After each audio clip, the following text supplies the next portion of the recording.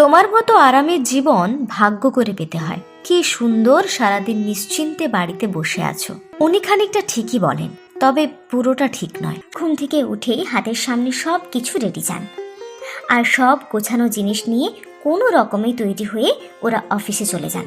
কিন্তু ওই সব রেডি করে দেওয়ার জন্য আমাদের কিন্তু ওদের আগেই ঘুম থেকে উঠতে হয়। সেদিন আমার ভাসুর বলেছিলেন, বাইরে বেরিয়ে কাজ করা কাকে বলে তোমরা কোনোদিন বুঝবে না। আমিও উত্তরে বলেই ফেললাম, ঘরে কাজ করা কাকে বলে সেটাও বাড়ির ছেলেরা কোনো দিন বুঝবে না।